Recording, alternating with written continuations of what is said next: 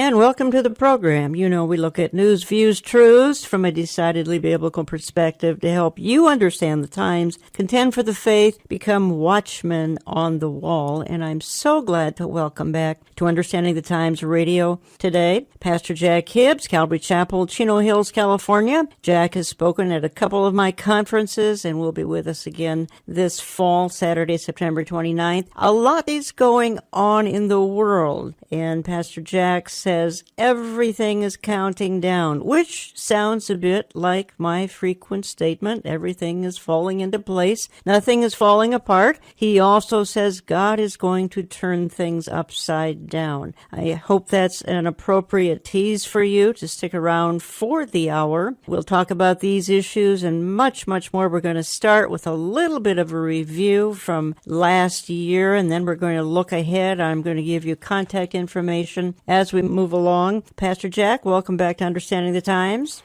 Well, Jan, thank you, and it's so great to be with you again and to be part of your voice that you are spreading across the nation. Much needed. Well, right now it's a frozen voice because you're in lovely California. I'm in bitter cold Minneapolis, St. Paul, and I think the wind chill is about minus 40, but we're inside, not outside. I want to talk a little bit about the new climate, speaking of temperatures, the new climate in the White House. Now, as I do that, Jack, I just want to throw this in so I can get your response, because I think what happened, I'm going back a year now because I'm trying to look back here a little bit before we look forward, that righteous people were worn out from being called bigots, homophobic, transphobic, Islamophobic.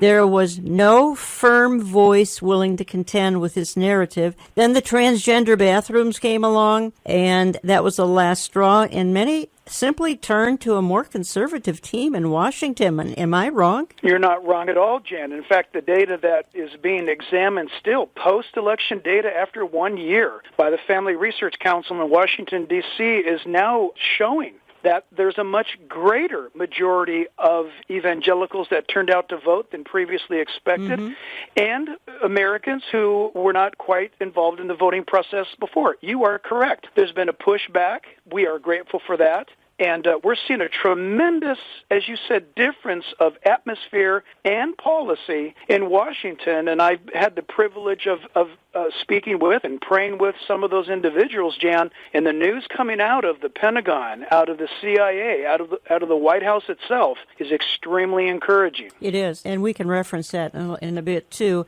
But before this topic gets away from me, Jack, is you have been outspoken. Well, you're outspoken in a lot of ways, but you've been vocally upset with a lot of pastors. They don't want to get involved in the voting process, and yet what time in history has it been more important to get involved in the voting process? Just look at 2016. Jan, you're right. I do feel like I'm banging my head against the wall out here in California, and in some respects across the nation, we are seeing pastors who will not address political issues which shape the very family stability of those who attend their churches. Pastors won't speak to the issues of abortion. They have somehow concluded that it's a political issue, or the issue of gender. They've said now that's a political issue, as though they are to remain neutral or out of it. Yet I understand the Bible to say the exact opposite. The pastor in a local pulpit in a local community should be the clarion voice of righteousness to that area, and we're not seeing it happen. It's your prayer, it's my prayer that revival will come, and if it does come, it's going to first start in America's pulpits. You're right, and part of the breakdown in America is thanks to America's pulpits, and I've heard you say that, so we're on the same page here with that. Looking at some other issues of the past year, and we're into 2018 now. We're second weekend of 2018, but I don't want to let 2017 quite go yet. We've had some extremely interesting things happen as we speak. There's talk of possibly scrapping the Iranian deal. That was the talk of the month of December. Jack, we've seen almost an end to ISIS. I mean, Mideast Christians can actually have a life now. I think that's one of the most significant stories of all time. Yeah, it's one of the most significant of all time, and that's no exaggeration, and yet it's one of the least reported, which is sad. Yes, listen, in that part of the world, people are beginning to breathe fresh air again. This is a huge victory.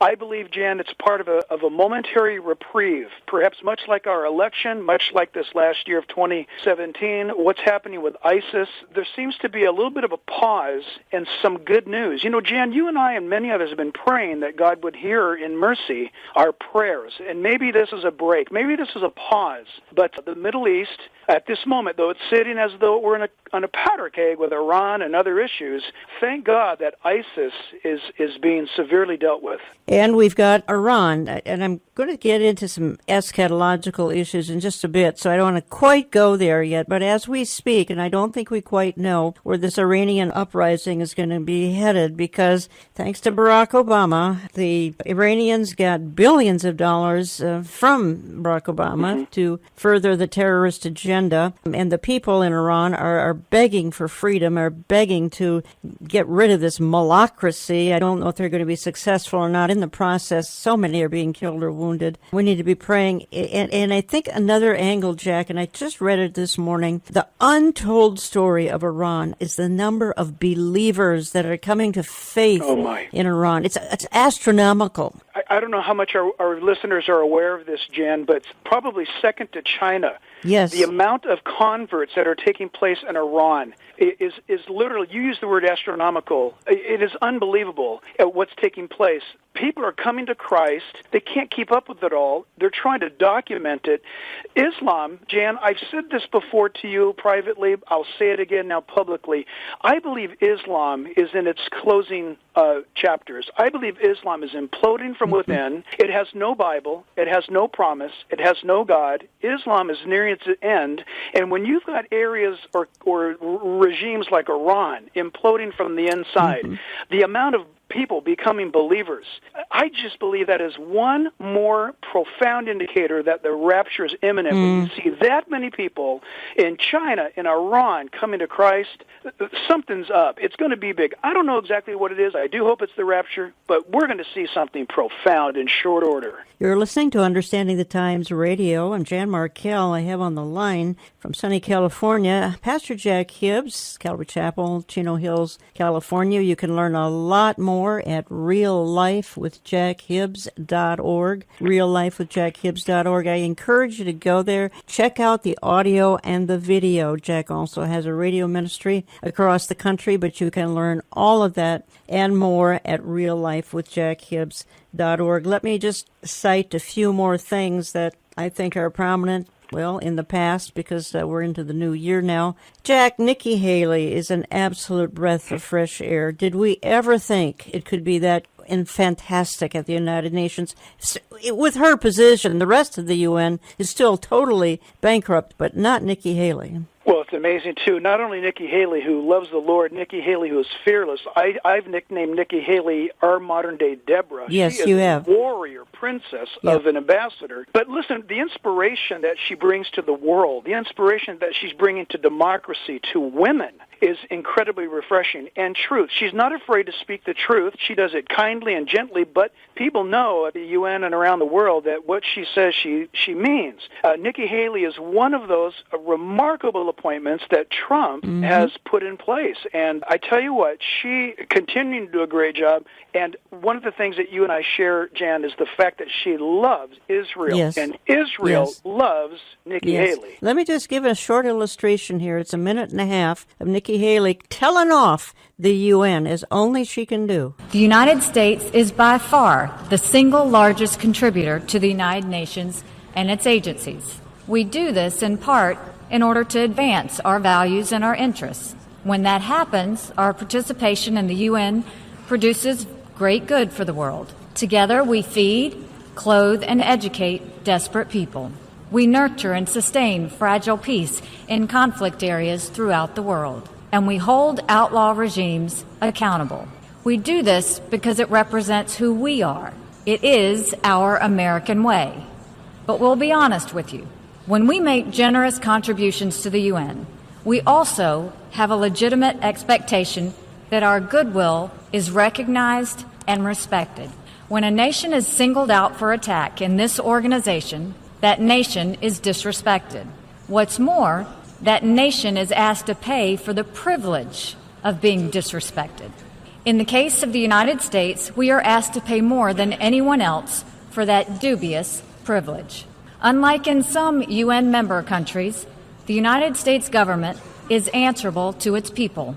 As such, we have an obligation to acknowledge when our political and financial capital is being poorly spent. We have an obligation to demand more for our investment. And if our investment fails, we have an obligation to spend our resources in more productive ways. Well, telling it as it is, basically saying we got to have more for all the billions we give to you folks. We got to have a better return on our investment. So appreciated her comments there. Again, going back to some things that happened in the previous year that I'm kind of still stunned at. Mainstream media kind of got what it deserved last year. And Jack, I think that some of the scandals that have been going on here in the last year, well, I think they reveal that society has pretty much descended into a Romans 1 mentality, a 2 Timothy 3 culture as well, though that's more applied to the church, but certainly Romans 1 with the depraved mind and the depraved culture. Well, Jen, can I add this spin to it? Yeah. And allow me, if you would, to be intentionally sarcastic just a moment. Yeah, isn't it amazing? The world is calling out the world for their sexual misconduct and their inability to manage money. And yet, isn't it the world that says there is no God, that there are no 10 Commandments? How can we hold, as a culture, these people accountable for their sexual escapades when we teach kids that they're nothing but animals? That's right. That they're byproducts of an evolutionary byproduct of chance, and that it's the survival of the fittest. If it feels good, do it. And then we tell people that it's wrong for them to cheat on people or rob people or abuse people. I hope the world is beginning to wake up to the bizarre hypocrisy that they want morality without God. They want standards, but without the standard giver. It is truly, Jan, an insane moment of good, evil, and evil, good, unlike a time I've ever seen in my 60 years. Yeah. Talking to Jack Hibbs for the hour, pastor Calvary Chapel, Chino Hills, California. One of my conference speakers coming up Saturday, September the 29th.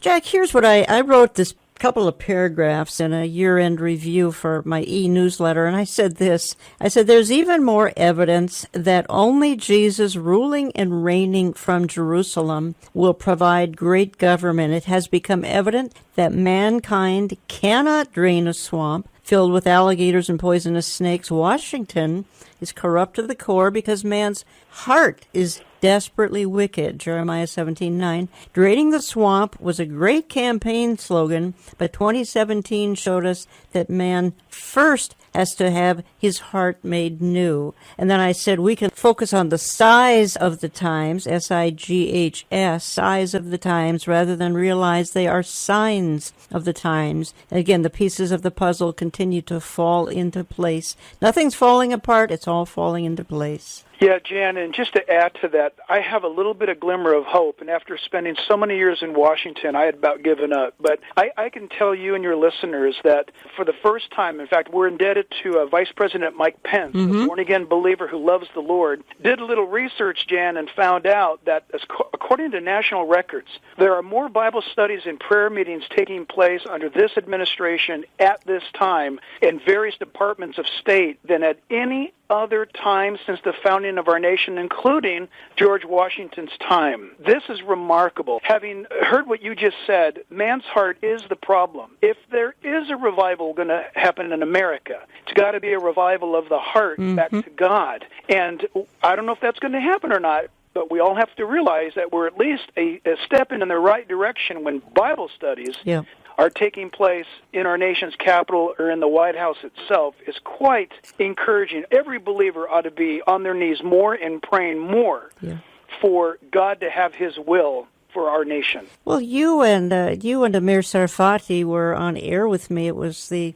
weekend before the election. I think it was like 2-3 days before the election. All you guys were saying back then, November of last year, was, let's look at party platform. If we don't care to look at candidates? Let's look at party platform and see which party is cheering for destroying babies and homosexual marriage, which part, and then let's see what the other party represents. And you were just cautioning people to look at party, not necessarily candidates. Oh, no, you're exactly right. In fact, I was very outspoken, got a lot of criticism of here course. in California and across the states, and I was happy to do that. Here's the reason why. People wanted to blame me for endorsing Trump. I never endorsed Trump. I just wound up looking at the policies of the platforms and what they believed in, and I applied what God gave me years ago. I call it the Trinity of Truth. That particular candidate's support for Israel, the unborn, and for traditional marriage. You look at that, and you can determine how the rest of the decision-making is going to go regarding that particular politician. And so I simply lay that out before the believers here in California, and I never read Trump's tweets. I didn't even look. I didn't look at his hair. I didn't look at Hillary's campaign. I didn't have to. I just looked at the direction of the party and the direction of what that candidate has been leaning toward, and I voted based upon my biblical worldview. And you know what? Here we are, Jan, a year later. Yeah. And at least Jack here in California voted in the right direction because it honored God. Well, in the last year, we've seen abortions diminish considerably, drop just considerably. And, of course, praise the Lord, the addition of some conservative judges on the appeals court and Neil Gorsuch. I think we're going to see more conservative judges, and this bodes just tremendous things for America. Yes, agreed. And you know, Proverbs announces to us that when the righteous are in power, the people rejoice. But when the wicked rule, the people groan. Jack, what I want to do when we get back in my second segment of the hour, I've got some quotes from you that I want you to kind of unpack a little bit. I've got you saying, quite frankly, you're saying we're in the opening throes of World War III. That's quite a profound statement that needs a little explanation. I've heard you say in some of your messages, everything is counting down. I've heard you say God is going to turn things upside down. And, of course, the one I love the most is that we're not sensationalists and we're not skeptics. We're watching the stage being set. I want to talk to you about some of those and another couple of quotes in my second segment coming up. Folks, I'm going to take just a couple of minutes for a timeout, and then I'm going to return with Jack Hibbs. Again, get acquainted with Jack online, Real Life with Jack Hibbs. He's on radio across the country. You'd have to look that up online as well, or get in touch with Calvary Chapel, Chino Hills, California, to find out just where his program airs, if it's in your neighborhood or not. Don't go away. Don't touch your dial. As Jan has already mentioned, Pastor Jack Hibbs will be coming to our next Understanding the Times conference this fall. Plan to come hear Pastor Jack in person on September 29th in Eden Prairie, Minnesota. So save the date now. You'll hear more details in weeks to come. Here's another reminder to download a copy of today's program. Just visit our radio archive page at olivetreeviews.org. Or to order your own recording of this broadcast, phone 763-559-4444. Each weekend on over 800 radio stations coast to coast, this program encourages our listeners with the truth of the gospel. We invite you to join thousands of others as our financial partner. You help us deliver the message of hope in Jesus Christ. Please send your tax-deductible gifts to Olive Tree Ministries, Box 1452, Maple Grove, Minnesota, 55311. Coming up, more conversation with Pastor Jack Hibbs right after this.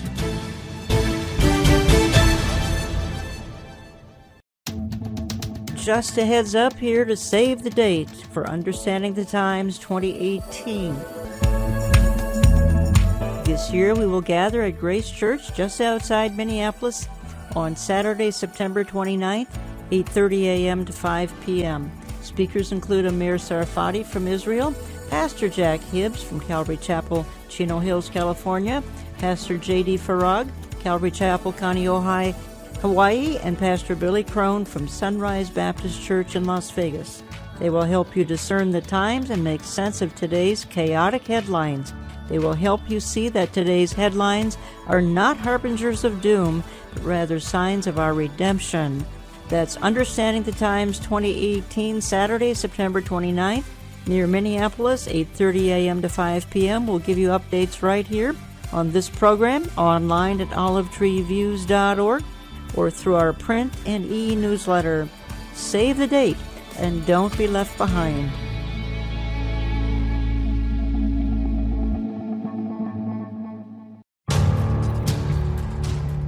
In today's world, who do you trust for good insight on current events?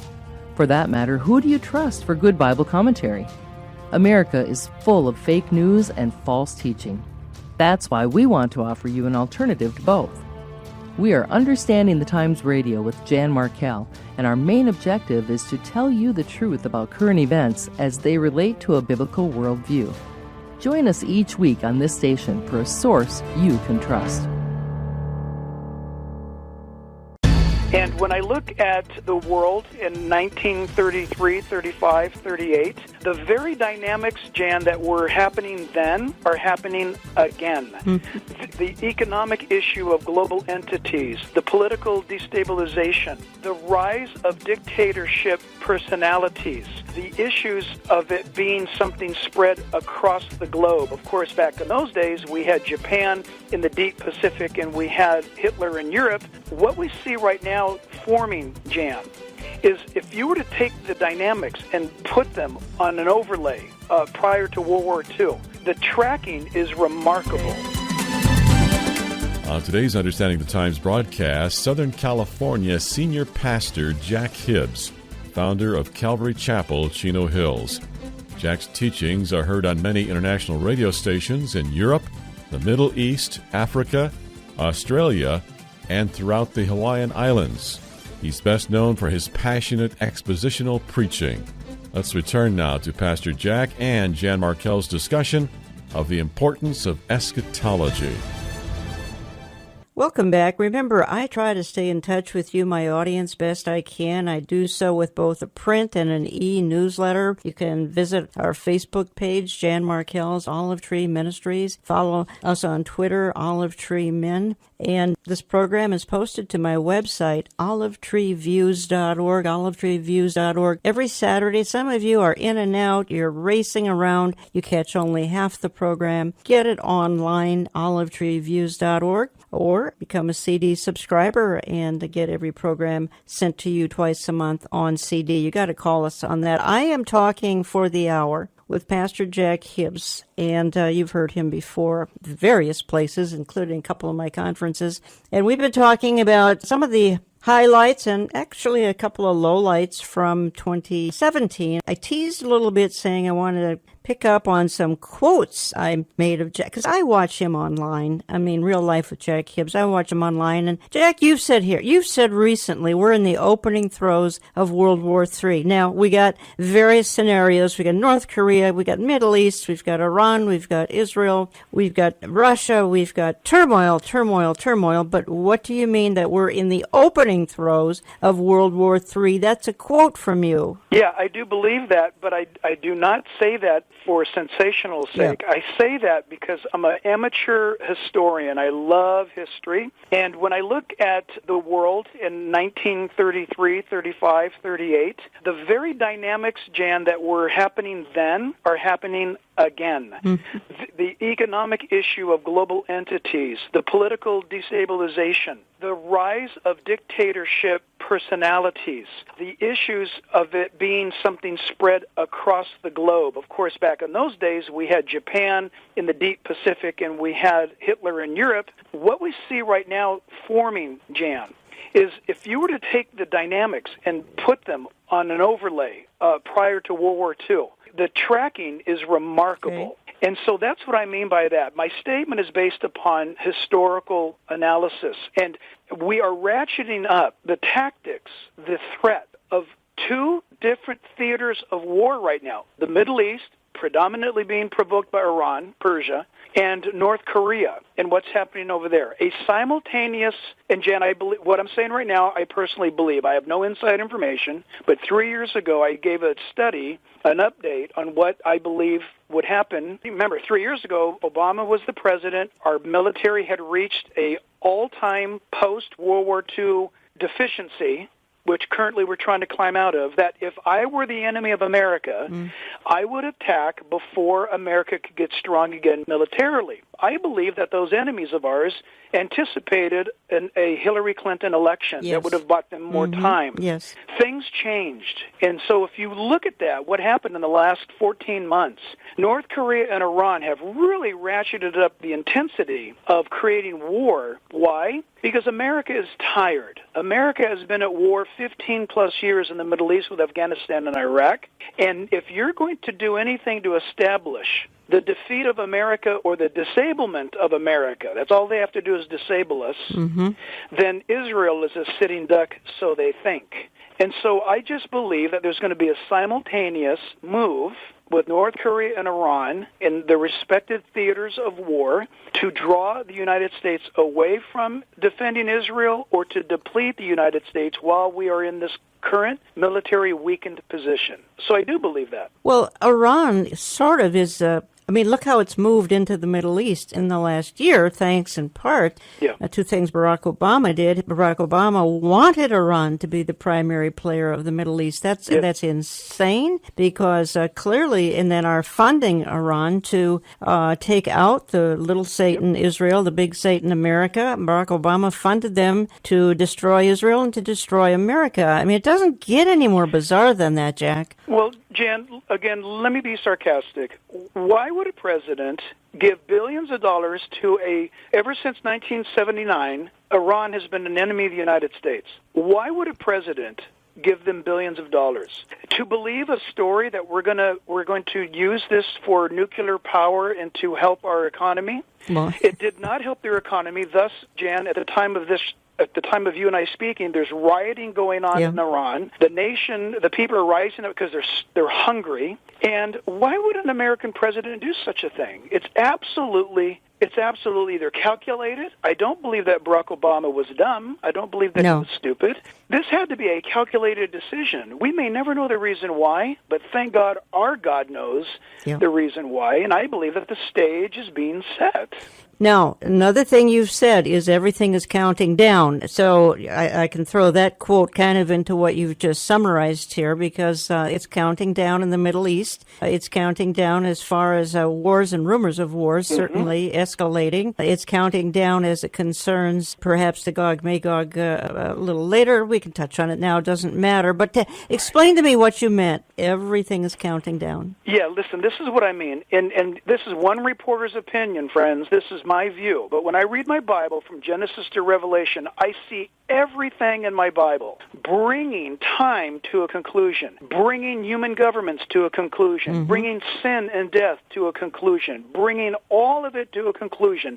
That conclusion for the believer is called the day of God, or we call it eternity.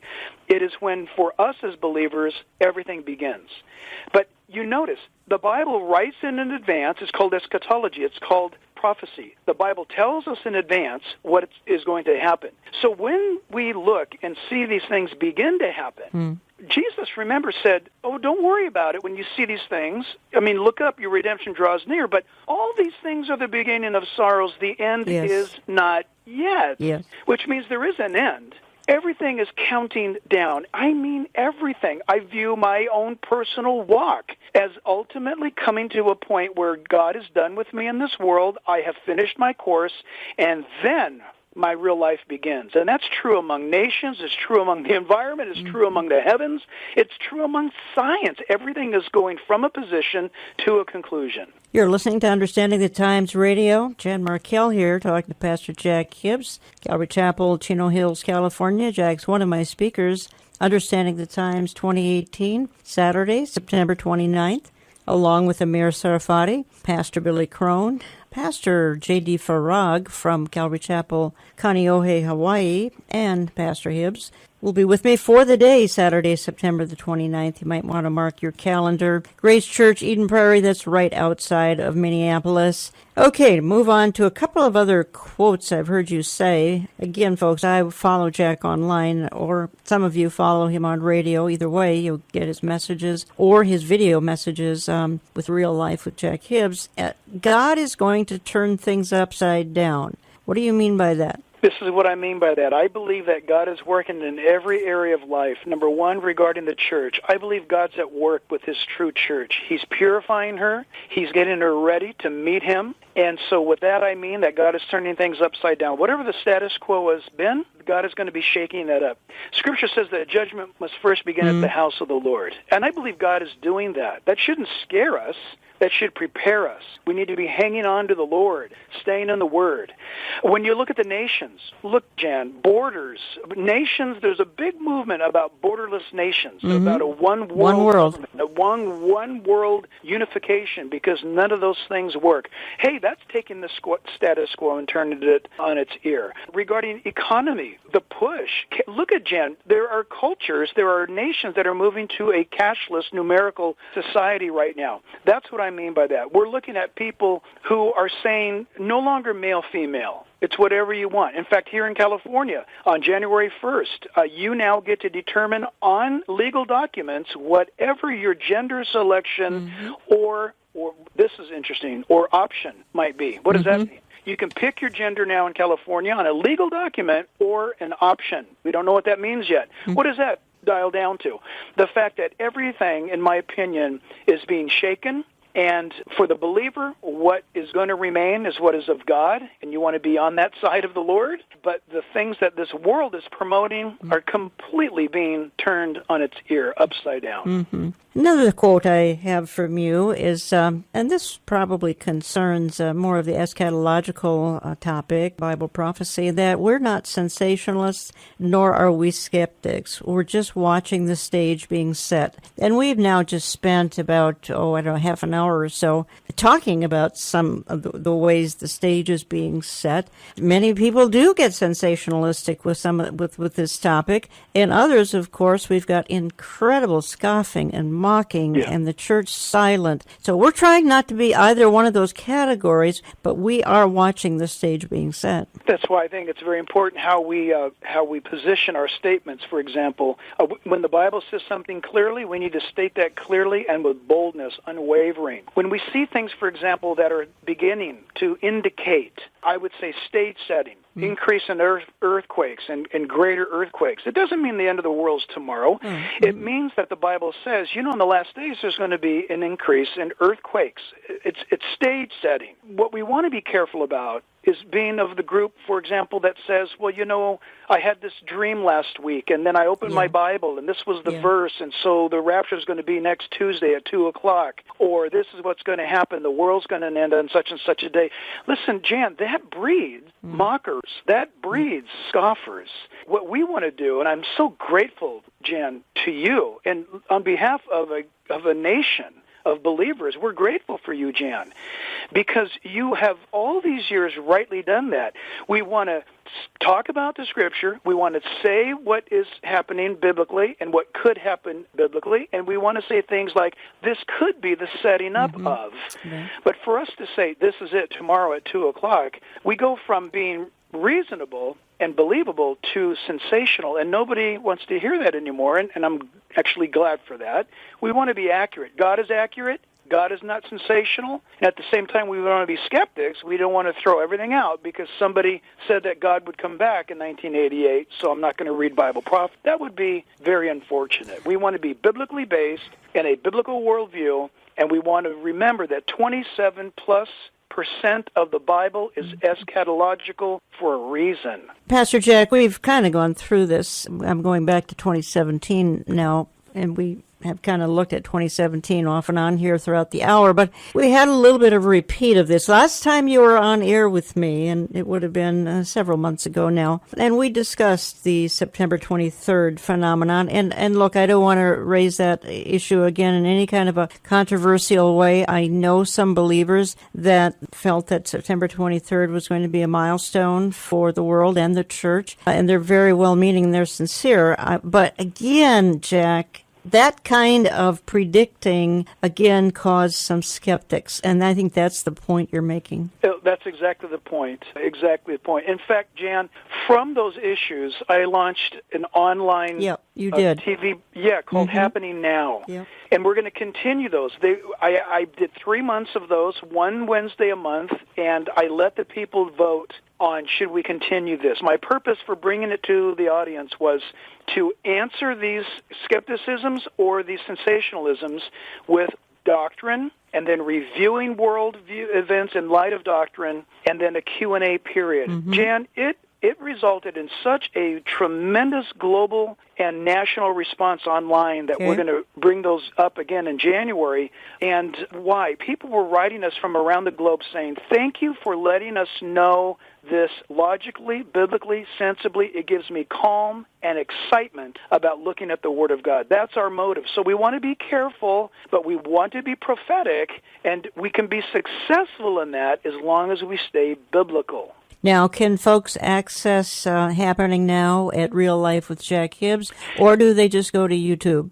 They can do either one, Jan. It's either way.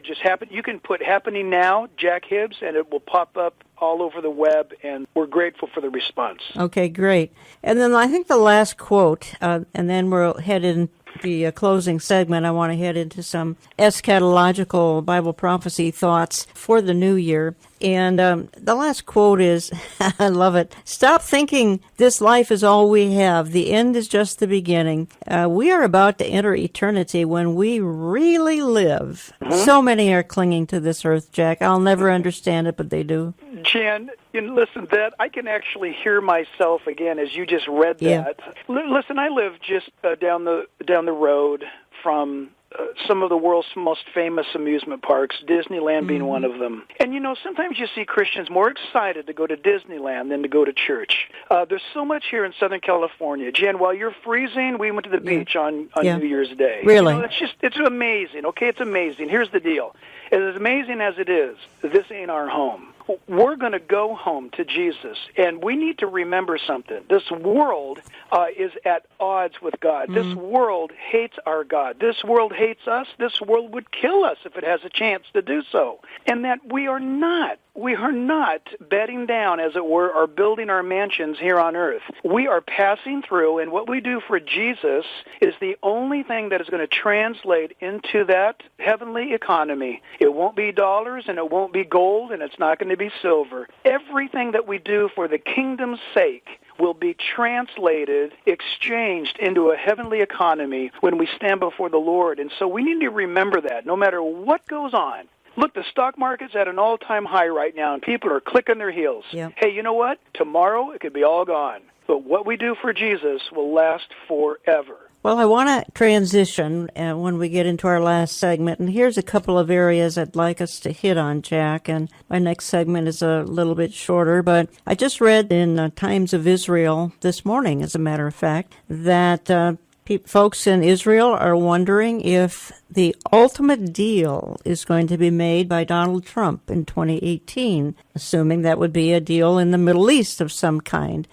We hear a lot today about peace and security, peace and safety. That's taken right out of, I think it's taken out of First Thessalonians. That's probably debatable. Again, we've referred to the Mideast alignment. There's certainly some intriguing alignment going on. We're watching Damascus. And I think, again, and I've heard you say, Israel cannot make a mistake in the new year. She can't let Syria, she can't let Iran, she can't let North Korea, she can't let any rogue nation make any kind of an attack on her, which is probably a sure thing. There's going to be a war in the Mideast in 2018. And, listeners sometimes say, well, that's far away. It doesn't affect me. Wrong. It will affect you in a very serious way. When I get back, Jack, what I'd like to do is I'd like to talk about a few of these things and get your take on, is it possible we have an ultimate deal in 2018? Donald Trump, he says he can do the art of the deal. He's got Jared Kushner over there talking particularly with Saudi Arabia's young king. I'm not sure if he's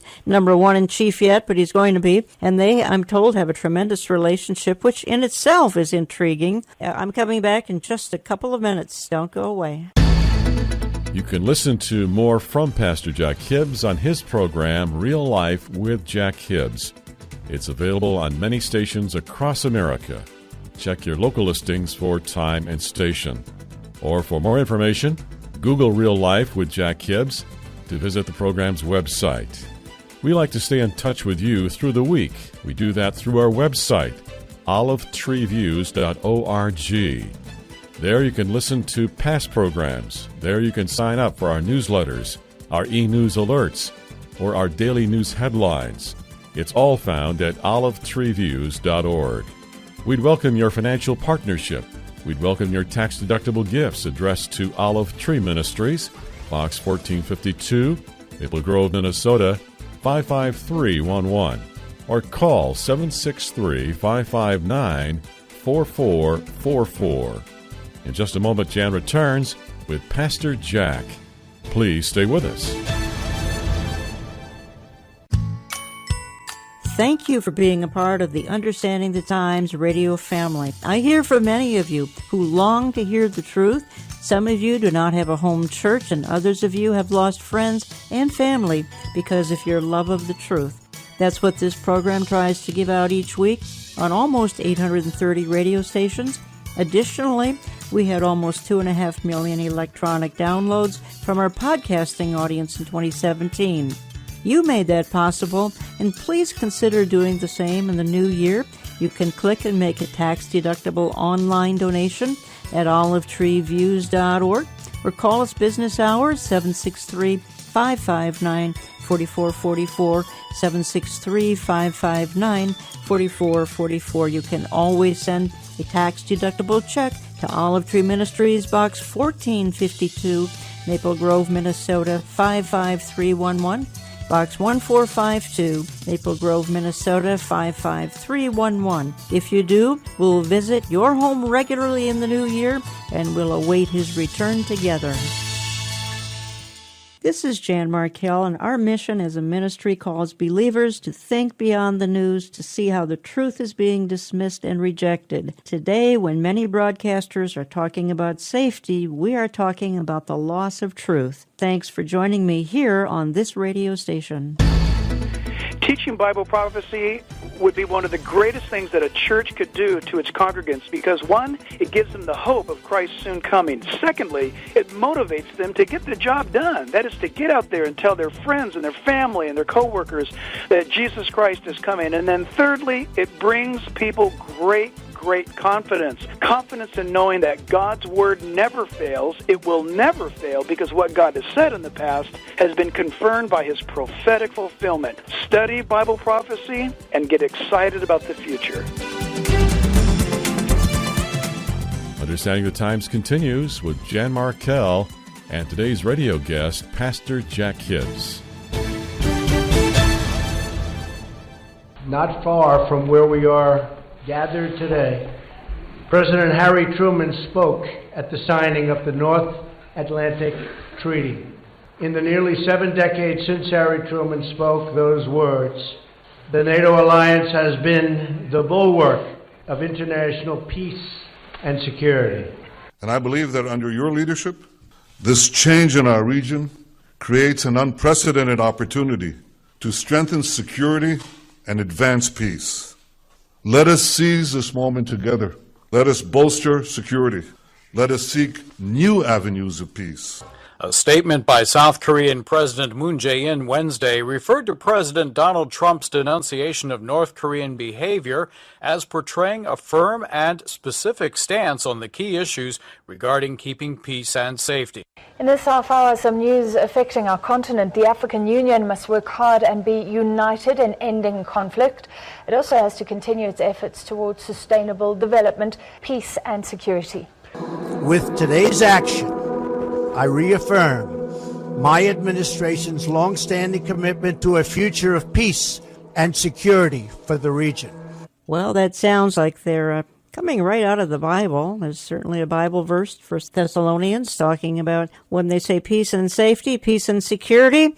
Actually, it goes on to say sudden destruction will come. Not quite sure exactly the total meaning of that. Does it mean that when the rapture happens, sudden destruction begins? Could be. I don't think we quite know. Remember, if you do write to us, and particularly if you send a gift, would you always tell us what station you listen to across the country? With about 830 stations, it's helpful in our office routine here to know where you're listening, and also what stations you're responding to as far as the programming goes. I'm going to wrap things up this segment with Pastor Jack Hibbs, Calvary Chapel, Chino Hills, California. And I gave a tease going out of the last segment. And Jack Hibbs, peace and security, peace and security. Could 2018 be the year? No, I'm just saying it's really going to set the stage for peace and security. And as I teased a few minutes ago, the ultimate deal? Well, let's apply, Jan, a moment ago what we were talking in our last segment. Let's take a look at this. What do we know for sure? Number one, the Bible tells us that there must be a great demand for peace in the last days because the world is going to be looking to the ultimate peacemaker. We know that as a fact from the Bible. We know that every presidency, every politician has to campaign, speak about, and maintain the perpetual announcement of peace, seeking peace, we'll establish peace, we'll work a deal of peace. Do these things come together? Is there something in the Trump administration that plays into or is in alignment with the prophetic doctrine of this end-time peace? I don't know. But you and I, in our minds, we remember seeing Bush on the White House lawn, Right. Reagan, Clinton, on it goes. It is the norm for politics to talk this way. However, we're at a time now down the road where there's a greater demand for peace. There's war and the rumors of war. Will this peace come about? Will there be some sort of a peace that's bartered? I don't know. But I personally look at the ultimate, Jan, this is the question. Are we talking about the ultimate peace plan that is going to come from what I believe is the Antichrist? Are we talking about Daniel 9, verses 24 to 27, where there's that 7-year treaty of peace, where in the middle it's broken by the man who we believe to be the Antichrist? At this moment, I don't believe Donald Trump is the Antichrist, but are these political movements in a direction that prepares the way? Well, for example, Hitler was not the Antichrist, but a lot of people thought he was. Where are we going with this? Well, this thing we know for sure. The need for peace will increase. The peace that's coming from the Bible, it's going to be a deceptive peace. It's not a God-ordained peace. It's a peace that deceives. Remember that. The word in Hebrew means that Israel believes that they're dwelling in their land peacefully, but it's an assumed peace. It's not a real peace. So this could be business as usual. It is possible, though. We've got Donald Trump, who is the deal maker, that we see that cart pushed down the road, Jan, further than ever before. It could be a great step towards the ultimate stage setting for that ultimate peace deal. You know, Jack Hibbs, for at least 8 years, there was really no global leadership. I mean, it was just a vacuum, and obviously ISIS came along because of that, and other atrocities in other parts of the world, Africa and other places, took place because there was no global leader. Now we've got 2 or 3 people vying to be that global leader. We've got Vladimir Putin trying to be a global leader. Certainly Donald Trump is trying. He's a businessman. He's not a politician, but he's trying to be a global leader because something has to fill a vacuum. And as I said, I think right now Putin and Trump are trying to do it. Other major players, I think Iranian leaders are trying to be a global player. For that matter, the kooky kid in North Korea is trying to be a global leader, even though he'll fail, but nonetheless he could do some damage in the meantime. Yeah, and I personally believe, again, I'm a big fan of watching stage setting taking place. This is the way I approach it. Do we not see in the Bible, again, from the book of Daniel, that the world is going to cry for peace and prosperity, and that is the deceptive platform that the Antichrist enters in upon. And so, Jen, you correctly point out there's a void. There's no Churchill in the world today. There's no Reagan in the world today. There's no Thatcher in the world today. Well, I believe that's for good reason. I believe that the void is setting up the advent of the Antichrist. Yeah. I want to warn myself and others, I'm not a sensationalist, but when I see such a global void and such Middle East turmoil, I'm wondering, Jan, could the Antichrist be alive today somewhere? I think so. Could he be in the hallway somewhere of some place? Is he soon to come? I don't know, but wherever there's a void, and there's a big one out there, that the enemy will come in and fill it. We have some very charismatic, small C leaders in Europe right now that I think we need to keep an eye on. Some of them are quite young. They clearly have a shelf life of many decades. Not going to get into naming them at this point, but I think we need to keep an eye on them. Jack, you said something to me off air that I just want to pick up on, and our time is winding down a little bit, but I don't want to let this go. And you said something to me off air about artificial intelligence. Quite frankly, I'm going to spend the hour, or at least part of the hour next weekend, talking to Pastor Billy Crone on artificial intelligence. And you told me something about the 15 to 25-year-old age category, that they think this artificial intelligence is simply awesome. And could this somehow, I'm asking you now, play into the image of the beast, some sort of an end-time role? Give me your thoughts. Yeah, listen, for most of us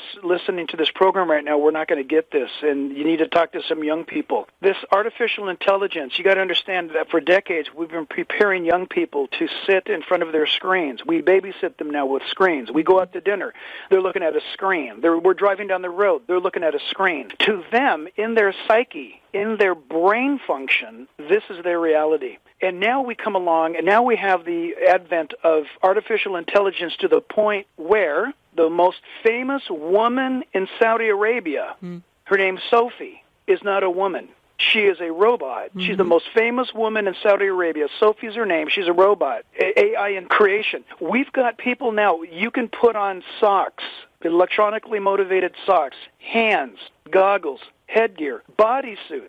I can't get too graphic. I'll just say that you don't need another human being in your life anymore with the advent of artificial intelligence, conversations, relatability, you name it, it's now happening. The young generation relates more to what is false, to what is imaginary, to what is made up. They communicate efficiently. Listen, I've had young people tell me, this is tragic, regarding artificial intelligence. They can get their answer from Google faster than they can get an answer from God. Yeah. They don't need to pray. They don't need to pray. Of course not. They don't need to pray, Jen. They just ask Alexa for the answer in their own home. They get instant response. They don't see the need to bow the knee. They don't see the need to talk to an invisible God when they have a God, lower G, in front of them. This creation, like all gods, man-made gods, this creation tells you what you want to hear. It sanctions what you want to do. It not only allows you to do what you want to do, the young generation loves it because it does it in Technicolor, 3D, 4D, technology. Listen, church cannot compete with that, Jan. The sermon cannot, a youth group cannot compete with that. And yes, I do believe. Remember, the Antichrist, the false prophet, is going to hand over to the Antichrist an image. This image has been given power to speak and to look and to discern who's got the mark, the numerical value, number that gives them worth with a prefix, 666, and then whatever number follows after that. To the young generation of 15 to 25-year-olds today, that is a brilliant idea, makes perfect sense, and they're looking for it. Like to hear more? Come on out Saturday, September 29th, as Jack Hibbs joins Amir Sarfati, Pastor J.D. Farag, and Pastor Billy Crone, Understanding the Times 2018, just outside Minneapolis in Eden Prairie, Minnesota, Grace Church. We'll have more information on that activity as we move along into the later winter and springtime. We don't have all the details worked out yet. And as some of you know who've been attending, you know we've had some incredible crowding issues the last 2 years. And that's what we're trying to work out as we speak, trying to determine what's the best solution to that problem. We had 6,200 people the last 2 years in a venue for 4,300. So obviously we had some crowding problems, and those of you who attended are well aware of it. Pastor Jack Hibbs, I want to thank you so much for spending some time with me this hour. And I want to go out of the program. Again, Real Life with Jack Hibbs is the place to check out if you'd like more information on a daily or weekly basis other than coming out next fall. I want to go out of the program. You know, we've said nothing this hour to scare you, only to prepare you. We really want to prepare your heart. Prepare it to meet the King of Kings and Lord of Lords. Call on his name today. Make him the Lord of your life so that you too can expectantly say,